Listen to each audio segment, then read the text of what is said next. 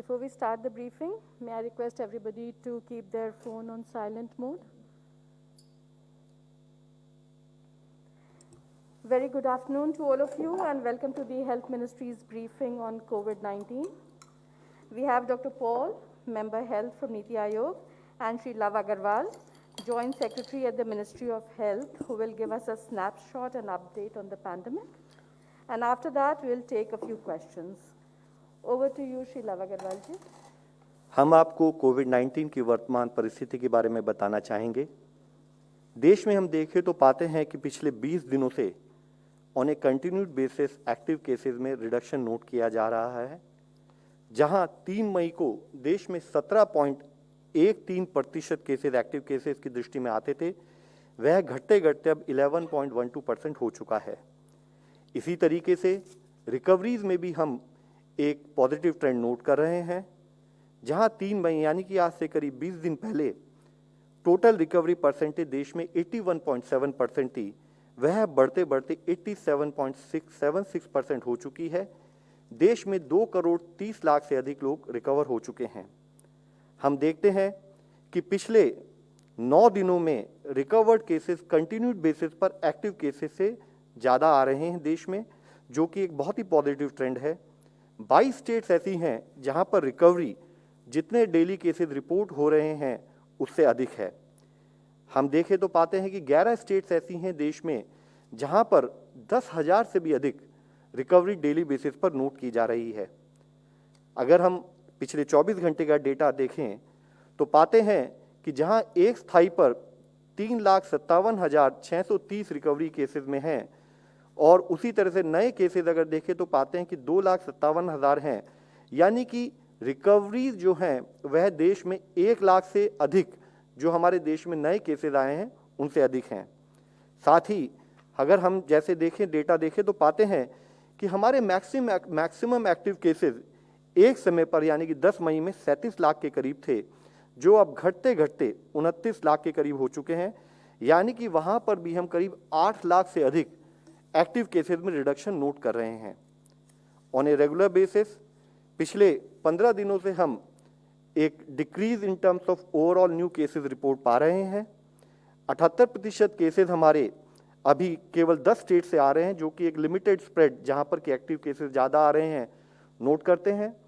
7 मई को जहां देश में 4,14,000 के करीब डेली केसेस आए थे, वह घटते घटते अब 2,57,000 केसेस पिछले 24 घंटे में देश में नोट किए गए हैं। ऐसी केवल 7 ही स्टेट्स है जहां पर 10,000 से अधिक केसेस आ रहे हैं और 6 स्टेट्स ऐसी हैं जहां 5,000 से 10,000 के बीच में केसेस आ रहे हैं। डेथ में भी एक slow but relatively better trend in terms of management note किया जा रहा है। और हम देखें तो पाते हैं कि डेथ्स भी कंपैरेटिवली लिमिटेड स्टेट्स 6 स्टेट जहां से की अधिक संख्या में नोट की जा रही हैं, वह महाराष्ट्र, कर्नाटका, तमिलनाडु, यूपी, पंजाब और दिल्ली से नोट की गई हैं। Overall continued efforts at field level in coordination with states and districts, हम देखें तो पाते हैं कि जहां 13 से 19 फरवरी वाले सप्ताह में देश में करीब 6.96 लाख टेस्ट हो रहे थे प्रति रोज, वह अब बढ़ते बढ़ते औसतन साप्ताहिक दर पर देखें तो बढ़ते बढ़ते अब 19.46 लाख एक वीक में डेली बेसिस पर एवरेज हम कर रहे हैं। जहां एक स्थाई पर केसेस की बढ़ती संख्या, केसेस की पॉजिटिविटी को देखते हुए देश में टेस्ट की संख्या बढ़ाई गई, वहां हमने पाया कि कंटिन्यूड कंटेनमेंट एफर्ट्स के कारण जो हमारे देश की पॉजिटिविटी थी वह बढ़ते बढ़ते जब 21.86% हो चुकी थी, तो पिछले 2 सप्ताह से कंटिन्यूड बेसिस पर हम टेस्ट में डिक्रीज, पॉजिटिविटी में देश में डिक्रीज पा रहे हैं। जरूरी है कि ये कंटिन्यूड ट्रेंड बना रहे, इसके लिए कंटेनमेंट एफर्ट्स पर हमारा फोकस उसी तरीके से बना रहे। अगर हम देखें कि देश में टेस्टिंग डेली बेसिस पर कितनी हो रही है, तो हम पाते हैं कि जब करीब 19 लाख टेस्ट हमने 12 मई को किए थे, उसको बढ़ाते बढ़ाते अब हम पिछले 4 दिनों से देखें तो पाते हैं कि हम 20 लाख से अधिक टेस्ट प्रति रोज देश में कर रहे हैं। पिछले 24 घंटे में देश में अब तक के अधिकतम टेस्ट यानी कि 20,66,285 टेस्ट देश में एक दिन में किए गए। पिछले 24 दिनों से यह आंकड़ा जो कि 20 लाख से अधिक टेस्ट डेली बेसिस पर है, यह एक पॉजिटिव ट्रेंड दिखाता है कि जहां पर हम एक स्थाई पर टेस्ट की संख्या बढ़ाते रहे हैं, साथ ही हमारे देश में पॉजिटिविटी में भी ओवरऑल कमी नोट की गई है। जैसे कि मैं आप लोगों की दृष्टि में लाना चाहूँगा कि एक स्थाई पर 10 मई को जब देश में ओवरऑल पॉजिटिविटी डेली बेसिस पर 24% थी, वह ऑलमोस्ट आधी होते हुए अब पिछले 24 घंटे में 12.45% ही रह गई है। पिछले 12 दिनों से हम देखें, देश में डेली बेसिस पर ओवरऑल जो हमारी केस पॉजिटिविटी है वह 20% से कम है, और पिछले 40 दिनों से हम overall trend in terms of decrease note कर रहे हैं। अगर हम देश में देखें कि जहां पर एक्टिव केसेस ज़्यादा हैं, यानी कि जहां पर कि हेल्थ सिस्टम उन केसेस को मैनेजमेंट के लिए उतने ही एफर्ट्स करने की ज़रूरत है, तो देश में 8 स्टेट्स ऐसी हैं जहां पर 1 लाख से अधिक एक्टिव केसेस हैं। 8 स्टेट्स इसी तरीके से जहां पर कि 50,000 से 1 लाख के बीच में एक्टिव केसेस हैं, और 50,000 से कम एक्टिव केसेस वाली करीब 20 स्टेट्स और यूनियन टेरिटरीज हैं। इसमें भी हम आप लोगों की दृष्टि में लाना चाहेंगे कि मुख्यतः डे ऑन डे बेसिस पर पिछले 15 दिनों का ट्रेंड देखें तो हम पाते हैं कि अधिकतम स्टेट्स में जहां पर कि इवन एक्टिव केसेस ज़्यादा हैं, वहां पर केसेस में कमी नोट की जा रही है। हालांकि एक स्थाई पर कर्नाटका, महाराष्ट्र, केरला में केसेस में कमी नोट की जा रही है, उसी तरह दूसरे स्थाई पर कुछ स्टेट्स में इंक्रीजिंग ट्रेंड भी नोट किया जा रहा है। जैसे कि इससे पहले भी हमने तमिलनाडु के विषय में बात की थी। इसी तरीके से हम देखें आंध्र प्रदेश और वेस्ट बंगाल में फर्दर कंटेनमेंट एफर्ट्स चल रहे हैं, जिसके तहत हमें लगता है कि आने वाले समय में वहां पर भी केसेस में कमी नोट की जाएगी। राजस्थान और यूपी में ऑन ए रेगुलर बेसिस हम पा रहे हैं कि केसेस में कमी नोट की जा रही है। Case positivity trend is critical to understand कि इन्फेक्शन किस तरह से फैल रहा है। तो अगर हम उसको देखें तो एनालाइज करें, पाते हैं कि 15% से अधिक पॉजिटिविटी वाले 18 स्टेट्स देश में हैं, 5 से 15% पॉजिटिविटी वाली 14 स्टेट्स हैं, और 5% से लो पॉजिटिविटी वाली 4 स्टेट्स और यूनियन टेरिटरीज देश में हैं।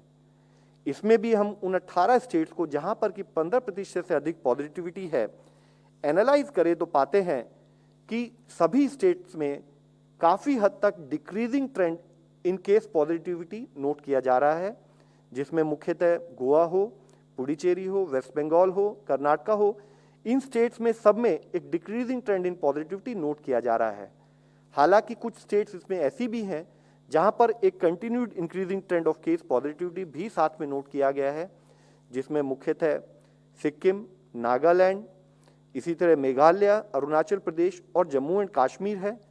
हम स्टेट्स के साथ रेगुलर बेसिस पर कोऑर्डिनेट कर रहे हैं कि कैसे कंटेनमेंट एफर्ट्स को एक स्थाई पर और सुदृढ़ किया जाए, कैसे हम इन टेस्टिंग को और गति से आगे लेके जाएं ताकि हम ओवरऑल अर्ली आइडेंटिफिकेशन और केस पॉजिटिविटी मैनेजमेंट पर फोकस कर सकें। इसके साथ ही हम कुछ और पॉजिटिव ट्रेंड आप लोगों की दृष्टि में लाना चाहेंगे। ये अर्ली ट्रेंड्स हैं, जैसे कि इससे पहले भी इस मंच पर हमने सबसे विनती की है कि अगर कोई पॉजिटिव ट्रेंड है तो उसको कंटिन्यूड बेसिस पर और उसी मोमेंटम पर कार्य करने की जरूरत है। ये कारण ना बने कि हम उसको एक सेटिस्फाइड वे में लेकर उस पर कार्य कम करें। अगर एक पॉजिटिव ट्रेंड के रूप में देखें तो पाते हैं कि पिछले 14 दिनों में, जहां 28 अप्रैल से 4 मई वाले सप्ताह में देश में 531 ऐसे जिले थे जहां पर कि प्रतिरोज 100 से अधिक केसेस आ रहे थे, वह घटते घटते 14 दिन बाद 468 जिले रह गए हैं। यानी कि 63 जिले ऐसे हैं जहां पर कि 100 से अधिक केस पहले आ रहे थे, वह कम हो गए हैं, विच मीन्स कि इन्फेक्शन का स्प्रेड कुछ हद तक हम कंट्रोल करने में सफल रह रहे हैं। साथ ही केस पॉजिटिविटी को एनालाइज करें तो जहां 14 दिन पहले 210 जिले ऐसे थे कि जहां पर केस पॉजिटिविटी डिक्लाइन करती दिखती थी, वह बढ़ते बढ़ते अब 303 जिले हो गई है। यानी कि 93 से अधिक जिले ऐसे आ गए हैं जहां पर हम डिक्लाइन केस पॉजिटिविटी को नोट कर रहे हैं। इसी संबंध में हम आप लोगों की दृष्टि में लाना चाहेंगे कि इससे पहले मिनिस्ट्री ने एक गाइडलाइन इशू की थी, मिनिस्ट्री ऑफ होम ने उसको रिट्रेट किया था और कहा था कि जहां पर भी देश में 10% से अधिक केस पॉजिटिविटी है, वहां पर इंटेंसिव एक्शन और लोकल कंटेनमेंट के तहत कार्य करना चाहिए, स्ट्रिंजेंट कंटेनमेंट एक्टिविटीज लेनी चाहिए ताकि हम केस और इन्फेक्शन का स्प्रेड को कम कर सकें। उसके तहत हम देखें तो पाते हैं कि कुछ पॉजिटिव न्यूज़ हमारे सामने है, लेकिन अभी भी देश में 382 ऐसे डिस्ट्रिक्ट्स हैं जहां पर की केस पॉजिटिविटी 10% से अधिक है। तो ज़रूरत है कि हम उन राज्यों में, उन जिलों में उसी नीति से काम करते रहें, उसी तरह से काम करते रहें कि जिससे हम केस पॉजिटिव को कम कर सकें।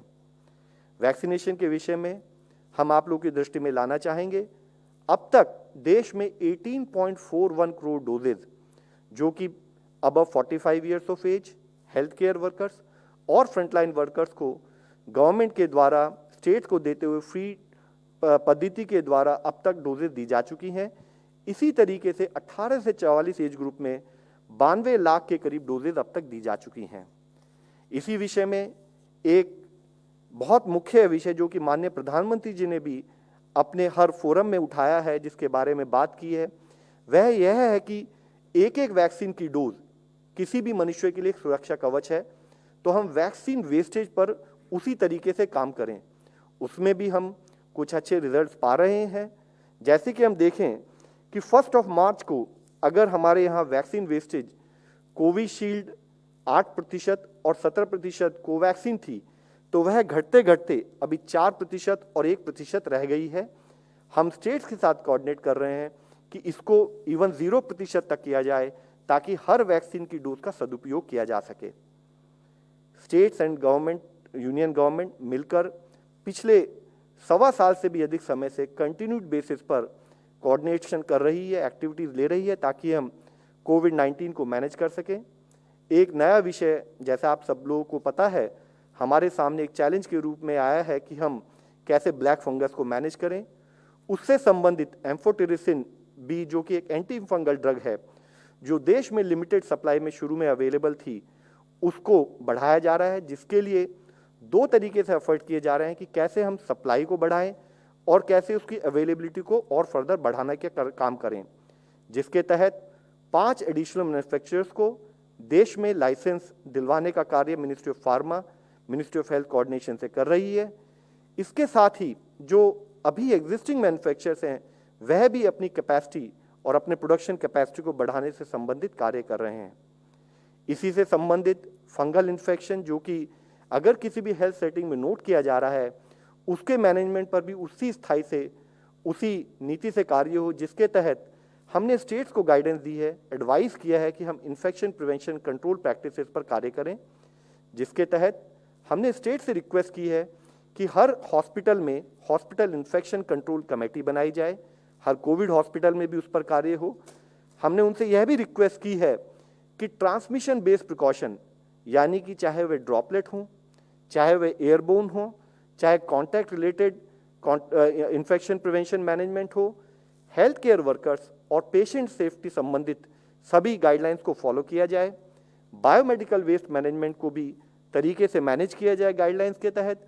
और इसके साथ ही वह सेटिंग्स जहां पर कि इन्फेक्शन हमें और अधिक मात्रा में ध्यान रखना है, कंट्रोल करना है, जैसे कि आईसीयूज है हमारे, या हमारी लैब्स हैं, या वहाँ पर जहाँ की हमारे पेशेंट जो कि इम्यूनो कॉम्प्रोमाइज हों या स्टेरॉयड ट्रीटमेंट पर हों या जिनको कोई एग्जिस्टिंग कोमॉर्बिडिटीज़ हो, वहाँ पर हम एनहांस फोकस से इन्फेक्शन प्रिवेंशन कंट्रोल प्रैक्टिसेस पर कार्य करें। यह हमने स्टेट को गाइड किया है। इसी के साथ ही आयुष से संबंधित रिहैबिलिटेशन और मैनेजमेंट संबंधित गाइडेंस देने के लिए एक कंट्री वाइड काउंसलिंग हेल्पलाइन भी आयुष मंत्रालय ने शुरू की है। मैं आप लोगों की दृष्टि में लाना चाहूँगा कि इससे पहले भी जैसे माननीय प्रधानमंत्री जी ने कई स्टेट्स और राज्यों के साथ चर्चा कर कर उन सब का एक स्थाई पर मनोबल बढ़ाया था, दूसरे स्थाई पर उनके बेस्ट प्रैक्टिसेस जिससे कि वहाँ पर हम कोविड कंट्रोल को मैनेज करने में काफ़ी हद तक सक्षम रह सकते हैं और जिसमें कि एक से सीखकर दूसरा जिला और दूसरा राज्य भी उस पर कार्य कर सके, वैसी चर्चा की थी। उसके तहत ही चेन्नई कॉरपोरेशन में कुछ जो इनिशिएटिव्स हुए हैं और ऐसे इनिशिएटिव हर जिले में, हर स्टेट्स में हो रहे हैं, हम आप लोगों की दृष्टि में लाना चाहेंगे, जिसमें मुख्यतः देखें तो कैसे फीवर सर्वे वर्कर्स को सर्वेलेंस के लिए इस्तेमाल किया गया।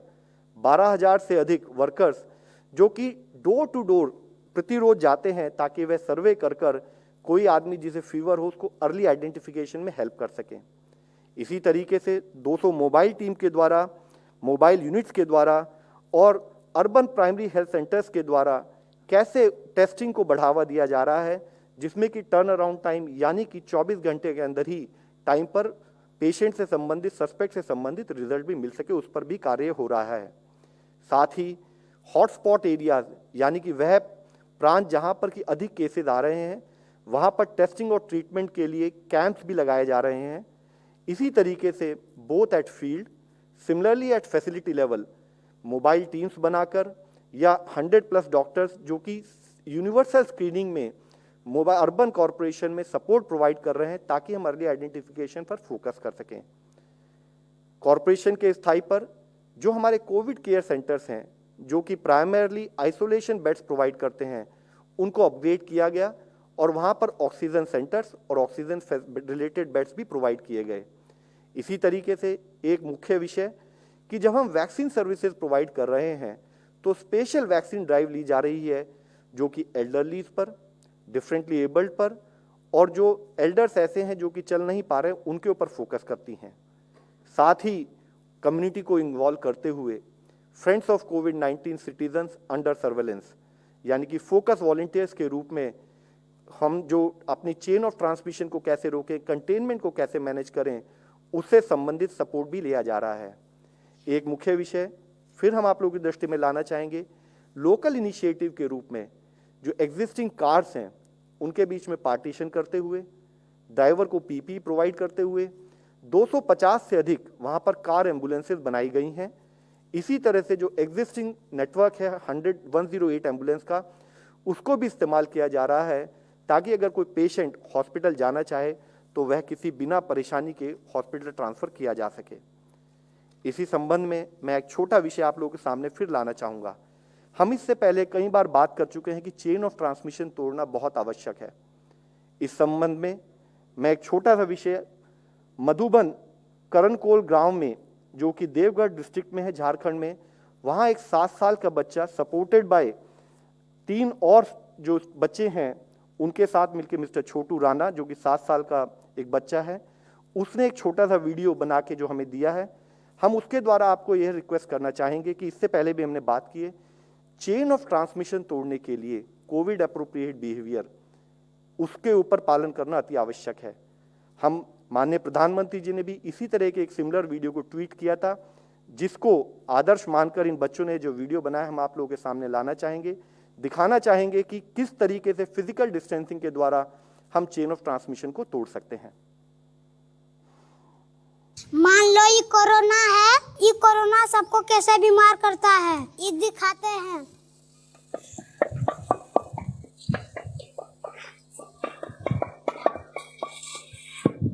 देखो इन लोग को कैसे बीमार करके गिरा दिया। हम लोग इससे कैसे बच सकते हैं? इससे बचना कैसे है ये दिखाते हैं। देखो उठा लो। एक आदमी देखे कैसे चेन तोड़ के सब आदमी को बीमार होने से बचाया। इसी तरफ सबको बचना है, कोरोना का चेन तोड़ के सोशल डिस्टेंसिंग बना के रखना है और पूरे गांव को बचाना है। हमारी आप सबसे विनती है कि जो बच्चों का ये मैसेज है वो घर घर में जाए। माननीय प्रधानमंत्री जी ने कुछ विषय हम लोगों के सामने हमेशा बताए हैं, जिसमें कि 2 विषय में फिर आप लोगों के सामने फिर विनती करना चाहूँगा कि एक स्थाई पर जब हम वैक्सीनेशन की बात कर रहे हैं, तब भी कोविड अप्रोप्रिएट बिहेवियर उतना ही इम्पॉर्टेंट है, यानी कि दवाई भी कड़ाई भी। दूसरा विषय, जब उन्होंने कल वाराणसी के एडमिनिस्ट्रेटिव ऑफिसर्स और डॉक्टर से बात करते हुए कहा है, और जिस संबंध में उन्होंने इससे पहले भी गाइडलाइंस जारी की हैं, जिसमें कि रूरल एरियाज और सेमी अर्बन एरियाज में अगर हमारे केसेस फैलते हैं तो वहाँ पर भी हम हेल्थ इंफ्रास्ट्रक्चर को अपग्रेड करें, ताकि जहाँ कोई बीमार हो वहीं उसका उपचार हो सके। उस पर भी कार्य करने की उतनी ही आवश्यकता है। इन विषय को फिर से आप सबके सामने और आपके द्वारा हम सभी से विनती करते हैं कि इस पर हमारा जो उपकरण या इस पर जो हमारा आचार है वह बना रहे। धन्यवाद। What a wonderful message from the children. Thank you, Lava Agarwal ji. Dr. Paul. Thank you very much. Pandemic की सिचुएशन में जो स्टेबलाइजेशन दिखाई दे रहा है उसको आज आपके सामने प्रस्तुत किया गया। पॉजिटिविटी रेट की बात करें या उन ज़िलों की नंबर की बात करें जहाँ पे कि मोर देन 100 केसेस का डेटा दिखाया गया आपके सामने, तो देश के बहुत बड़े भाग में पैंडेमिक स्टेबलाइज हो रही है, पॉजिटिविटी रेट कम हो रहा है और केसेस में कमी आ रही है, एक्टिव केसेस कम हो रहे हैं, रिकवरीज बढ़ रही है। इसके अलावा ये भी प्रतीत होता है, दिखाई देता है कि कुछ प्रदेशों में ये अभी भी दूसरे डायरेक्शन में है केसेस का होना। पर्टिकुलरली आपने देखा सिक्किम, नॉर्थ ईस्ट के प्रदेशों में ये चीज़ दिखाई दे रही है और दूसरे एक दो स्टेट्स में भी। सो फिर वो एक मिक्स्ड पिक्चर है। ओवरऑल कमी हुई है बर्डन की, लेकिन अभी हमें बहुत दूर तक जाना है इस वेव को संभालते हुए। और ये भी ख्याल रखना है कि जिस तरह से ये काबू में आई है वेव और जैसे पिछली बार ये काबू में आई थी, तो जो स्टेप्स हम लेते हैं उसको कंट्रोल करने में, उसमें कोई कमी नहीं आनी चाहिए। और उसमें अभी हम बहुत से प्रदेशों में रिस्ट्रिक्शंस लगा रखी हैं, लोगों का मिलना जुलना कम है, इकोनॉमिक एक्टिविटीज़ कम हैं, सोशल एक्टिविटीज़ कम हैं और इसका असर पड़ा है। इसके अलावा जन आंदोलन की तरह अपना व्यवहार हमने एक इस वातावरण में बदलने की कोशिश करी है। इसके अलावा हमारे जो कंटेनमेंट के मेजर्स हैं और केयर के मेजर्स हैं, उन सब को कुल मिला के हम इस तरफ आए हैं। जैसे जैसे सिचुएशन और ठीक होगी, हमें बहुत केयरफुल होते होते ऐसा माहौल पैदा करना है कि चेन ऑफ ट्रांसमिशन जो है वो टूटी रहे। और बच्चों ने एक बड़े अच्छे तरीके से दिखाया कि जो एक इन्फेक्टेड व्यक्ति है उसको हम अलग कर देते हैं, एक कांटेक्ट को हम अलग कर देते हैं, तो चेन ऑफ ट्रांसमिशन उसके आगे नहीं जाती। उसी चीज़ को बार बार इस मंच से बार बार और कई तरह से अवगत कराया गया है, समझाया गया है और उसका पालन हमें करना होगा आज भी, और जैसे जैसे ठीक होते हैं तो और भी, क्योंकि हम इस सिचुएशन की तरफ दोबारा ना आए। इसके लिए एप्रोप्रिएट बिहेवियर और जो कंटेनमेंट के मेजर्स हैं, चेन ऑफ ट्रांसमिशन को रोकने के जो मेजर्स हैं, उसको हमें पूरी तरह से सजग होकर पूरी इंटेंसिटी के साथ हमें आगे लेके जाना होगा। ये हम फिर याद दिलाना चाहेंगे। जैसे बताया गया कि कुछ डिस्ट्रिक्ट्स में और कुछ प्रदेशों में भी पॉजिटिविटी रेट घट के उस तरफ आ रहा है जो कि हमें कंफर्ट दिखाता है। लेकिन अभी भी लगभग 300 से ज़्यादा ज़िले ऐसे हैं जहाँ पे कि positivity rate continues to be 382, जहाँ positivity rate is as high as more than 10%, and therefore there is still a long way for us to battle this particular wave. So mixed message, hard work ahead, और वो सारे measures जो chains of transmission को रोकते हैं वो हमें आगे लेने चाहिए, चाहे वो एक पर्सनल बिहेवियर है, चाहे वो एक एडमिनिस्ट्रेटिव और सोसाइटल बिहेवियर है, कंटेनमेंट की बात है करें, और जो रिस्ट्रिक्शंस लगती हैं उसके पालन की बात करें। इस पैंडेमिक में हमारा रूरल एरियाज अफेक्ट हुए हैं, ग्रामीण क्षेत्रों का किसी हद तक इसमें इन्वॉल्वमेंट रहा है, कहीं किसी प्रदेश में ज़्यादा, कहीं पे कम, लेकिन पहली बारी ग्रामीण प्रदेश भी इसमें शामिल हुए। जब उस तरफ हम आते हैं तो जो बात कही गई, जहाँ बीमार वहाँ उपचार और भी इम्पॉर्टेंट हो जाता है। बहुत सारे पॉजिटिव केसेस की देखभाल घर में हो सकती है, लेकिन सपोर्टेड होनी चाहिए, कनेक्ट होना चाहिए हेल्थ सिस्टम के साथ और स्वास्थ्य कार्यकर्ता के साथ, स्वास्थ्य कर्मी के साथ। ठीक एडवाइस, टाइमली एडवाइस होनी चाहिए। कुछ जगहों पे वॉलंटरली या सरकार की तरफ से, काफ़ी जगहों पे कहना चाहिए, एक दवाई का किट दिया जाता है, गाइडेंस का किट दिया जाता है, ये मदद करता है इन चीज़ों में। और ये और भी ज़रूरी हो जाता है जब हम ग्रामीण क्षेत्रों में इस बीमारी को, इस महामारी को काबू करने की कोशिश करेंगे, क्योंकि डिस्टेंस बढ़ जाता है. But that does not take away our responsibility for timely shifting of the patient by ambulance, by connect and ensuring that the patient gets the bed, patient gets oxygen when it is due. दूसरा point आज मैं highlight करना चाहूँगा. पिछले हफ्ते जो advisory आई उसके द्वारा जो स्तनपान करा रही महिलाएं हैं उनको वैक्सीन लग सकता है, लेकिन उसमें कहीं पे भ्रांति ये आई है कि जब वैक्सीन लगा तो बच्चे को स्तनपान नहीं कराना है 1 दिन के लिए, 2 दिन के लिए, कुछ भी ऐसा कहा जाता है. तो मैं क्लियरली कहूँगा कि वैक्सीन लगे और स्तनपान जारी रहे, ये ही होना चाहिए. किसी भी रीज़न से स्तनपान बच्चे को ना मिले, ये इस किसी भी एडवाइजरी का हिस्सा नहीं है. वैक्सीन इंजेक्शन लग रहा है और बच्चे को जैसे भी ड्यू है ब्रेस्ट फीडिंग का टाइम, उसी हिसाब से breast feeding should be continued. In no situation there is any reason in that context to halt or discontinue breastfeeding even for an hour, I would say. बच्चों के Covid के विषय में भी चर्चा चली हुई है. पिछली बारी भी मैंने थोड़ा सा जिक्र किया था. कुछ चीज़ें बिल्कुल क्लियर हैं. पहली बात यह है कि बच्चों में संक्रमण होता है, बच्चे इससे अलग नहीं रहते और कि काफ़ी हद तक होता है. ऐसा भी नहीं हम पक्की तरह से कह सकते कि कम है बाकियों से. जैसे कि मैंने उदाहरण दिया था कि सीरो सर्वे दिखाता है जो दिसंबर जनवरी में हुआ है कि लगभग उतनों को ही सीरो पॉजिटिविटी है जितने की बड़ी उससे ज़्यादा उम्र के बच्चे हैं. Sero positivity rate between 10 to 17 is रफली the same as let's say between 30 to 40. तो बच्चों में संक्रमण होता है. दूसरी चीज़ ये भी है, बच्चे संक्रमण फैला भी सकते हैं, उनके द्वारा संक्रमण आगे भी जा सकता है. तीसरी चीज़ ये है कि संक्रमण जब हुआ बच्चों को तो almost always symptoms are minimal. जो बीमारी विजिबल है वो मिनिमल है. वेरी माइल्ड डिजीज होती है, या तो होगी ही नहीं, कुछ भी नहीं दिखेगा, होगा तो माइल्ड डिजीज होगा. क्योंकि माइल्ड डिजीज होती है इसलिए मॉर्टेलिटी, ऐसा आउटकम, भयानक आउटकम बच्चों में बहुत कम होता है.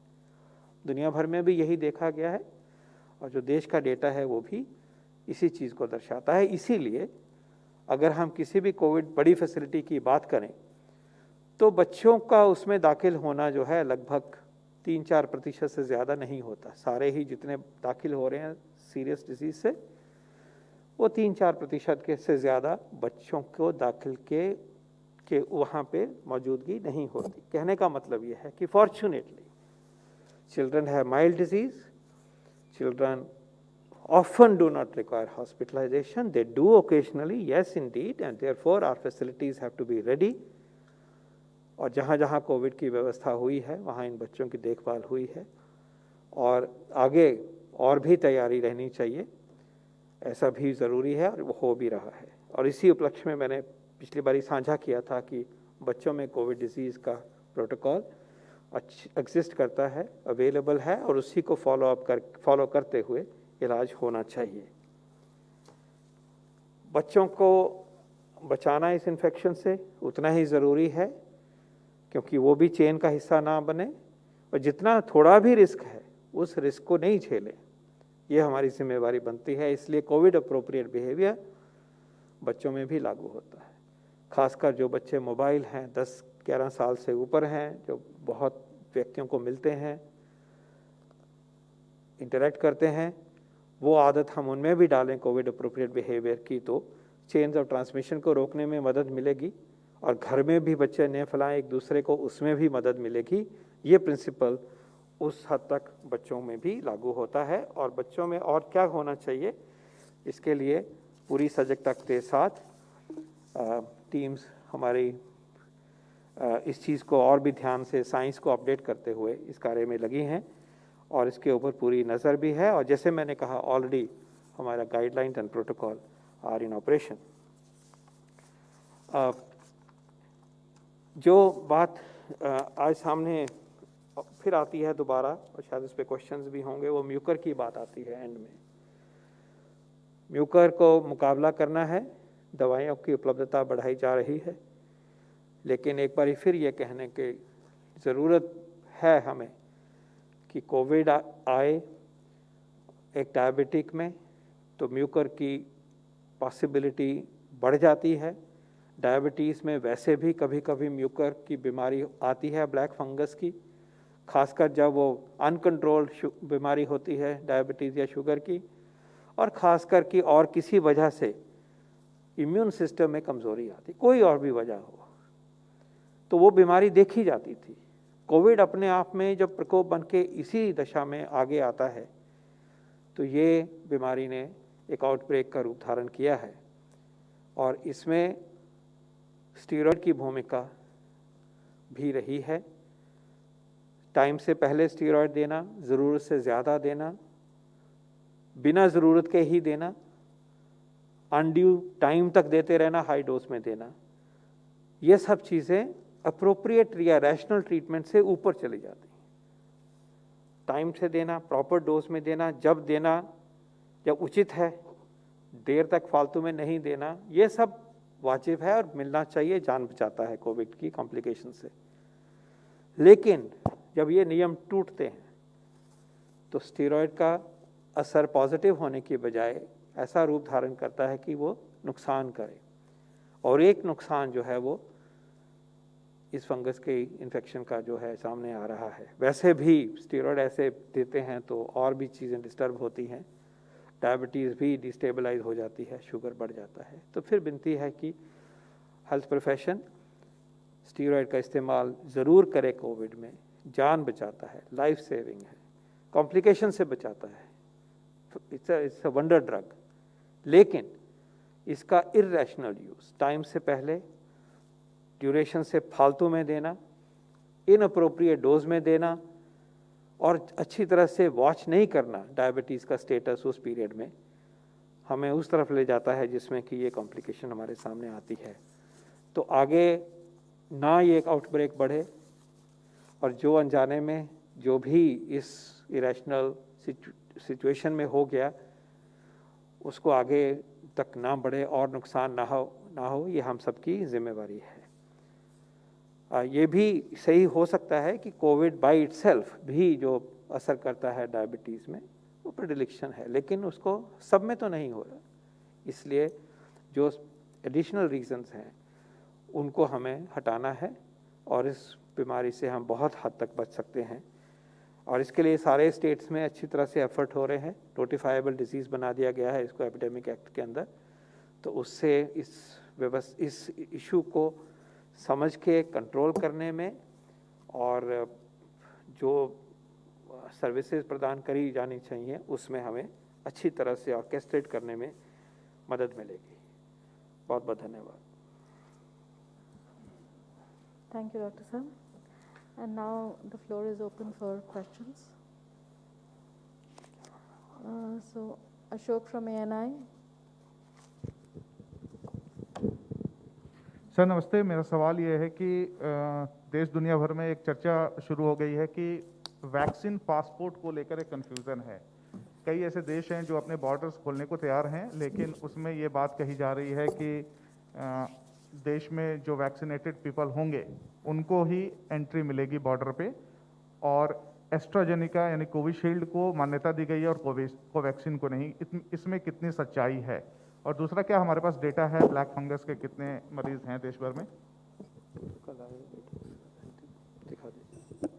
देखिए, वैक्सीन पासपोर्ट के विषय में इससे पहले भी मैंने एक बार आप लोगों को बताया था इनफॉर्मल लेवल पर।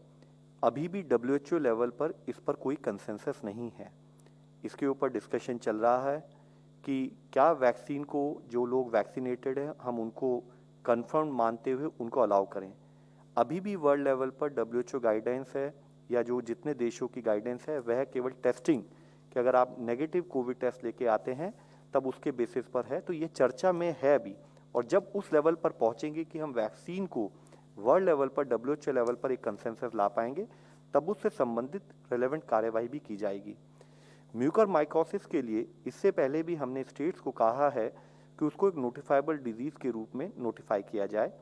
साथ ही पिछली बार मैंने आप लोगों को बताया था कि हम जो ओवरऑल एक डिजिटल प्लेटफॉर्म है जिसके थ्रू हम केसेस को या स्टेटस को मॉनिटर करने में स्टेट से सहायता लेते हैं, वहाँ पर वह रेलेवेंट फॉर्म्स भी पुट इन कर दिए गए हैं जिसमें कि स्टेट्स वह डिटेल्स नोटिफाई करने के बाद फील्ड स्थाई पर लेते हुए हमें बता पाएँ कि कितने केसेस आए हैं। वह कल ही किया गया है और स्टेट्स उस पर अपना डेटा भरना शुरू करेंगी। ब्रह्म प्रकाश जी। सर, मैं प्रशांत हूँ एबीपी न्यूज़ से। सीरम इंस्टीट्यूट ऑफ इंडिया के एग्जीक्यूटिव डायरेक्टर ने का एक बयान आज कई अखबारों में छपा है। उन्होंने कहा है कि सरकार ने जो सभी एज कैटेगरीज के लिए जो वैक्सीनेशन शुरू किया वो जल्दी कर दिया। सरकार को मालूम था कि इतना वैक्सीन अवेलेबल नहीं है। उस पर आपकी प्रतिक्रिया चाहूँगा। और दूसरी बात, ब्लैक फंगस को लेकर के और एक जानकारी चाहता हूँ सर, कि क्या ये उन लोगों को भी हो सकता है जिनको कभी कोविड नहीं हुआ है? इस पे जरा सा, क्योंकि वो लोग भी चिंतित हैं जिनको कोविड नहीं हुआ। जो आपने एलिजिड कहा कि कोई बयान आया है, उसके ऊपर हमें कोई टिप्पणी नहीं करनी है, उनका व्यू हो सकता है। ब्लैक फंगस बिल्कुल ऐसी बीमारी है जो कि पहले भी होती रही है, जब कोविड था ही नहीं तब भी होती रही है। और उसमें जो मैं कहूँगा मेडिकल स्टूडेंट्स को जो पढ़ाया जाता है कि ये बीमारी डायबिटीज़ में होती है, और जब डायबिटीज़ अनकंट्रोल्ड होता है तब खासकर होता है, और जब डायबिटीज़ उसी व्यक्ति में इन सब के साथ साथ कोई सिग्निफिकेंट और बीमारी आती है, वो जो कॉम्बिनेशन है अनकंट्रोल्ड डायबिटीज़ और खासकर जिसको डायबिटिक कीटोएसिडोसिस कहते हैं कि बिल्कुल एक्यूट शुगर बढ़ जाती है 700-800, चाहे वो बच्चों में डायबिटीज़ है या बड़ों में, और साथ में बीमारी और निमोनिया हो गया, कुछ और हो गया, और उस दशा में ये बीमारी पहले से नोन है। अगर हम इसको अनकॉमन बीमारी मानते हैं, आउटब्रेक की तरह नहीं देखी जाती। अब उसके साथ में कोविड आएगा, कोविड के अपने ही कॉन्सिक्वेंसेस हैं, वो सारे मल्टी सिस्टम डिजीज़ है ये, वो आता है, फिर उसके बाद स्टीरॉयड आते हैं, वो और दबाते हैं। तो ये कॉम्बिनेशन इस तरह से बना। बट शॉर्ट आंसर इज, और पता होना चाहिए कि ये बीमारी कोविड ने नहीं शुरू करी, कोविड की वजह से और या उसके ट्रीटमेंट के साथ आने की वजह से डायबिटिक पेशेंट्स में लार्जली बाय एंड लार्ज ये बीमारी विदित हो रही है। इससे पहले भी डायबिटीज़ में ये बीमारी और ये कॉम्प्लिकेशन वेल नोन है। ब्रह्म प्रकाश जी, सॉरी सर, ब्रह्म प्रकाश हूँ जी न्यूज़ से। सर, मेरा सवाल ये है कि वैक्सीन जो 18+ लोगों को लग रही है, उसको लेकर देखा गया है कि कई राज्यों में लोगों को कन्फ्यूजन हो रहा है, क्योंकि वहाँ के मुख्यमंत्री अलग अलग बयान देते हैं। जैसे दिल्ली के सीएम ने कहा कि कल से दिल्ली में बंद हो जाएगा क्योंकि उनके पास वैक्सीन नहीं है। तो मेरा सवाल ये है कि आखिर एक कोऑर्डिनेट क्यों नहीं बेहतर तरीके से केंद्र कर पा रहा है वैक्सीन की डोज को, क्योंकि कई राज्यों में इस तरह का कन्फ्यूजन होता है। और दूसरा सवाल सर ये है कि जो 2 देशों से इस तरह की जानकारी आई है कि स्पेन में और एक और देश में इस तरह का अध्ययन हुआ है कि आप अगर वैक्सीन किसी एक वैक्सीन का पहला डोज लें और दूसरी वैक्सीन का दूसरा डोज लें तो ज़्यादा अच्छी एंटीबॉडी बनती है। इसको लेकर क्या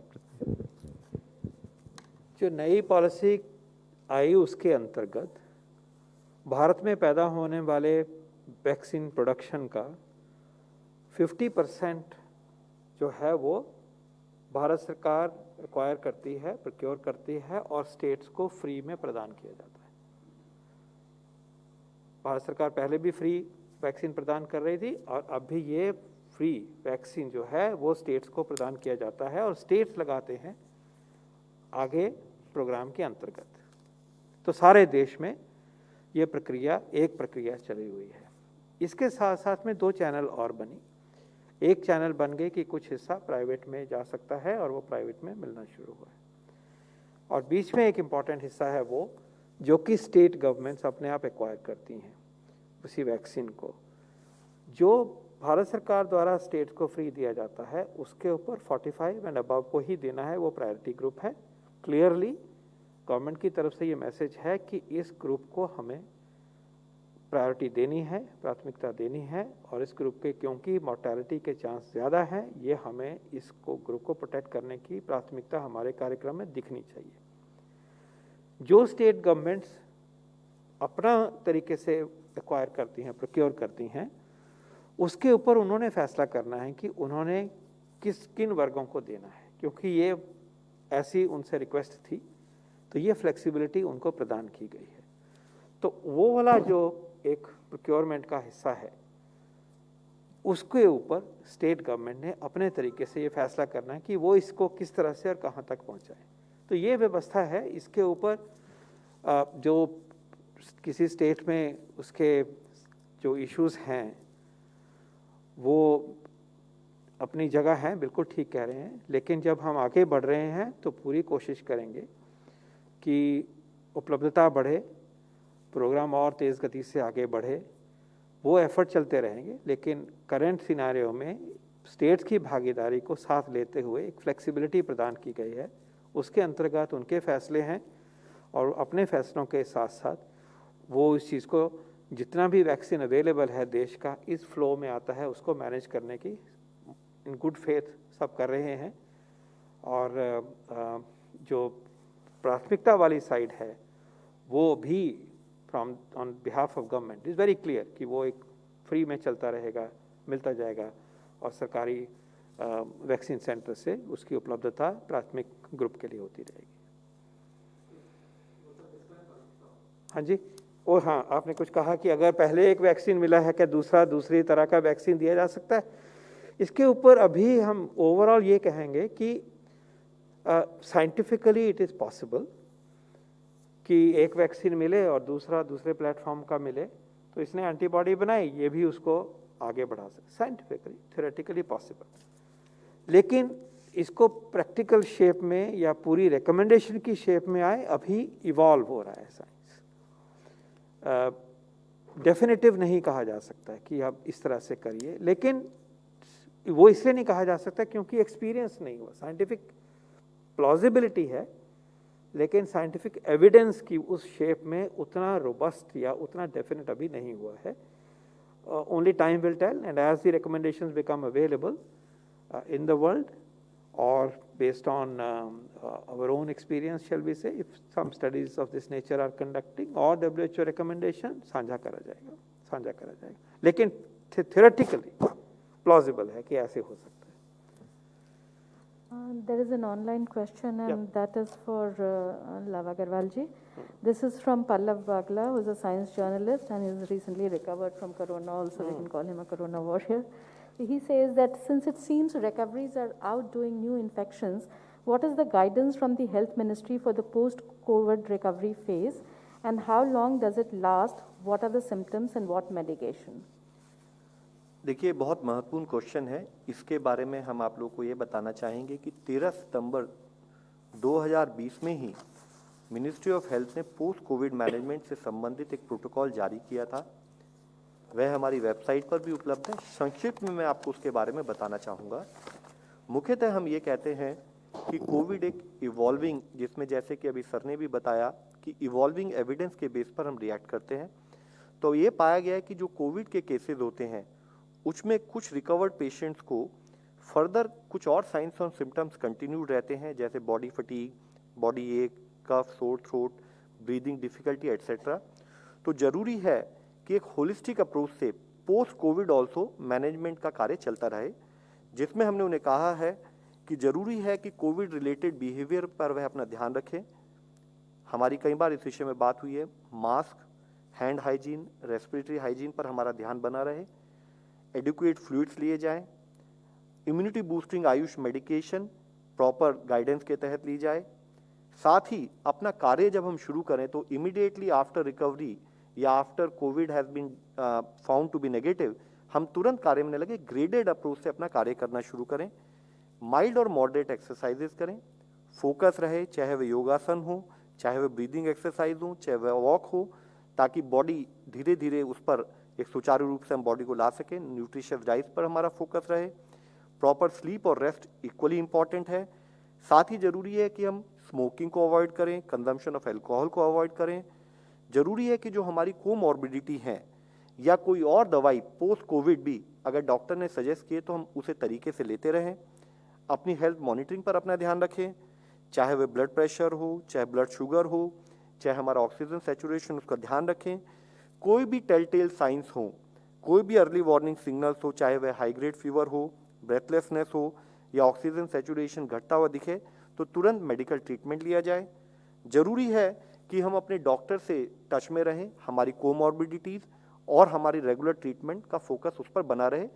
तो इसमें कोई टाइम लिमिट नहीं सेट की जा सकती। इसमें मुख्यतः जरूरी यह है कि पोस्ट कोविड के बाद भी हम प्रिकॉशन लें और साथ में अपनी ट्रीटमेंट पर फोकस बनाए रखें। कोई भी प्रॉब्लम हो तो डॉक्टर से संपर्क करके उनकी सलाह के अनुसार कार्य करें। एक बात जो लव ने कही, मैं चाहूँगा कि मैं उसको एक बार ही दोहराऊं, और वो म्यूकर के कॉन्टेक्स्ट में भी इम्पॉर्टेंट है। हमने शुरू से देखा है कि कोविड उन व्यक्तियों में ज़्यादा प्रभाव, एडवर्स प्रभाव करता है जिनमें कोमॉर्बिडिटी होती है। हमने ये वर्ड बार बार कहा, सुना, तरह तरह से आपने इसके बारे में चर्चा भी हुई है। और कोई बीमारी होती है तो कोविड अपना रूप जो है वह खराब, भयावना रूप दिखाता है। और आपको ये भी याद होगा कि कहा गया है, हमने डेटा से भी शेयर किया आपको, कि जब मोर्टेलिटी होती है, डेथ होती है कोविड में, तो उनमें लगभग 65-66% में उन्हीं में ही होती है जिनमें कि कोई ना कोई कोमॉर्बिडिटी होती है। और किसी बीमारी का होना कोविड के प्रभाव को खराब और दुष्प्रभाव को बढ़ा देता है। तो लेसन ये है, कोविड से बचो तो एक चीज़ हो गई, लेकिन दूसरा हिस्सा है कि उन बीमारियों का अच्छा इलाज करके कंट्रोल में रखें। वही डायबिटीज़ अच्छा वेल कंट्रोल्ड है और कोविड होगा तो संभल जाएगा, ब्लैक फंगस भी नहीं होगा और मॉर्बिडिटी भी, मॉर्टेलिटी भी कम हो जाएगी, वेल कंट्रोल्ड। वही अनकंट्रोल्ड है अगर, तो नुकसान हो सकता है। वही ब्लड प्रेशर की बीमारी कंट्रोल में है, कोविड हुआ, संभल जाएगा, थोड़ा डिस्टेबलाइज होगा, संभल जाएगा, लेकिन पहले से अनकंट्रोल्ड है, लापरवाही है, तो वो रिस्क बढ़ा देती है। तो किसी को किडनी की डिजीज है मान लीजिए, राइट, कंट्रोल में रखो। जो बीमारियां इस तरह की सीरियस हैं उनका कंट्रोल में होना ज़रूरी है। वैसे भी ज़रूरी है, कोविड और नो कोविड, कोविड के परिप्रेक्ष्य में और भी ज़रूरी है, और कोविड के बाद भी उसका अच्छा कंट्रोल होना आपको वापस काम में लाएगा। न्यू कॉम्प्लिकेशन और नहीं होगी, कोविड के दूर के जो प्रभाव हैं उसका भी असर कम होगा। तो काइंडली जो क्रॉनिक हमारी डिजीज़ हैं, blood pressure in particular, diabetes in particular, kidney disease, liver disease, in cancer का इलाज, इनका इलाज दिल लगा के पूरी तरह से करो। जितना कंट्रोल अच्छा होगा वो हमारी ज़िंदगी के लिए वैसे भी अच्छा है। कोविड हुआ तो भी आप बेटर प्रोटेक्टेड हैं, और कोविड के बाद भी जो रिकवरी होगी वो पूरी और अच्छी होगी। धन्यवाद। Thank you very much. With this, we conclude the briefing.